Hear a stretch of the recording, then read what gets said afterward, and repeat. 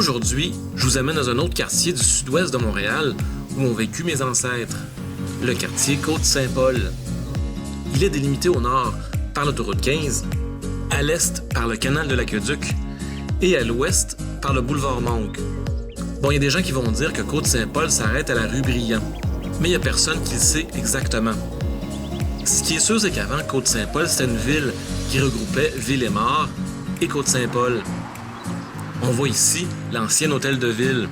D'ailleurs, les édifices de ce petit quadrilatère sont presque tous considérés comme du patrimoine national. Comme ici, l'ancien pensionnat Notre-Dame du Saint-Rosaire.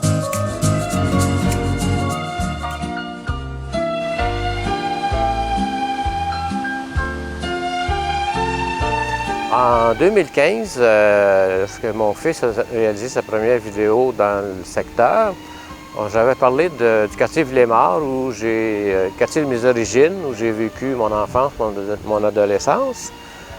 Aujourd'hui, j'aimerais parler du quartier voisin, qui est Côte-Saint-Paul. C'est un quartier où je n'ai pas vécu, mais j'ai beaucoup de souvenirs, surtout des liens familiaux. Un quartier où ma mère demeurait quand elle s'est mariée, un quartier où deux des frères de mon père ont demeuré également, un quartier que je traversais aussi quand on allait en ville. Donc, Côte-Saint-Paul, pour moi, évoque beaucoup de souvenirs, surtout reliés à la famille. On va regarder ça aujourd'hui.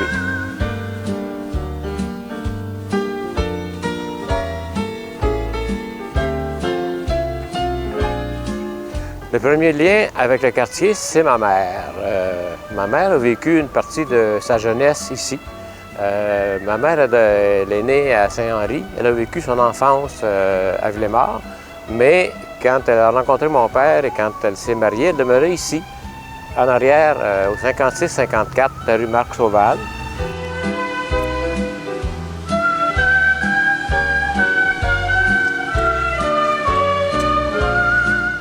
Face au magnifique parc Saint-Paul.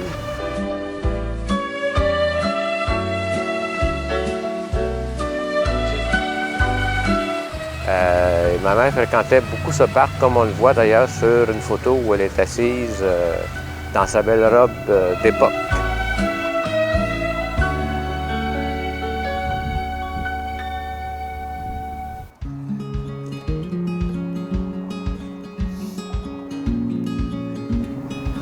C'est ici, à l'église Saint-Paul, que mes parents se sont mariés en 1945. C'est aussi ici que j'ai été baptisé l'année suivante.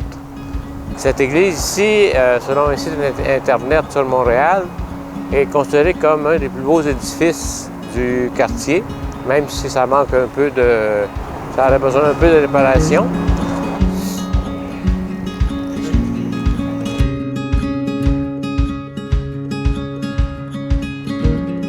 Quand j'étais jeune, je venais avec mes cousins et mes cousines au coin de la rue Aidé et Roberval, qui normalement se trouverait en arrière de moi. Mon oncle Adrien avait une épicerie dépanneur et c'est là qu'on allait des fois pour des fêtes de famille. Mais la rue Roberval, dans ce coin-ci, n'existe plus. Elle a été en fait détruite, et les maisons aussi, à cause de l'échangeur turco qu'on voit en arrière.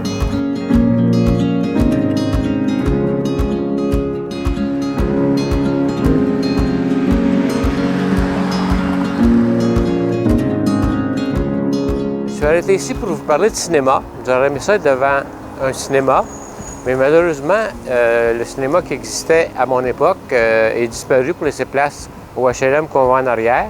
Le cinéma était situé au 5801 rue Brillant. Au début, c'était le cinéma Century, de 1929 à 1963. Et de 1963 à 1973, c'était le cinéma Monaco, et qui a finalement fermé en 1981. Moi, j'ai passé plein d'après-midi de mon adolescence ici à regarder 3 films pour une pièce et quart. Il y avait des films d'horreur, de western. Je regarde ça dans ma mémoire, mais c'est pas l'édifice qui va me rappeler les belles années de mon adolescence. Il n'y a vraiment pas beaucoup de commerces et de restaurants à Côte-Saint-Paul. Alors on est allé sur Monk, au Green Stop.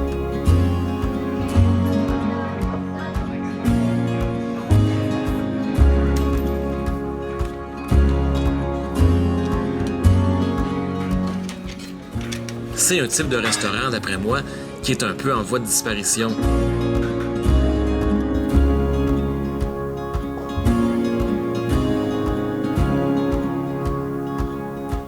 Le quartier, très résidentiel, contient encore beaucoup de parcs, comme ici, le parc Campbell West.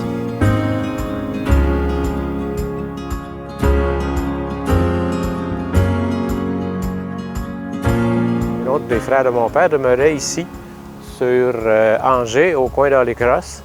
C'était à l'époque ce qu'on appelait des maisons de guerre. Il y en a beaucoup dans le quartier ici, des petites maisons qui ont été construites dans le temps ou tout de suite après la guerre.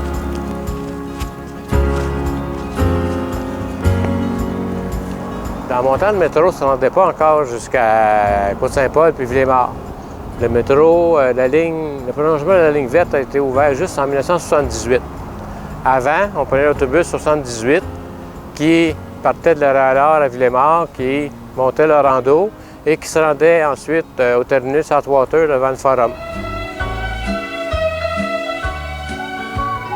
Finalement, même si je n'ai pas vécu à Côte-Saint-Paul, je demeure très attaché quand même à cause de mes souvenirs, à cause de ma famille qui a vécu ici, de toutes les visites que j'ai faites dans le quartier. Et pour revivre un peu ces souvenirs-là et un peu l'histoire des quartiers environnants, je me suis inscrit à la Société d'histoire Saint-Paul-et-Mort afin de conserver un peu intacte la mémoire de ces vieux quartiers de Montréal.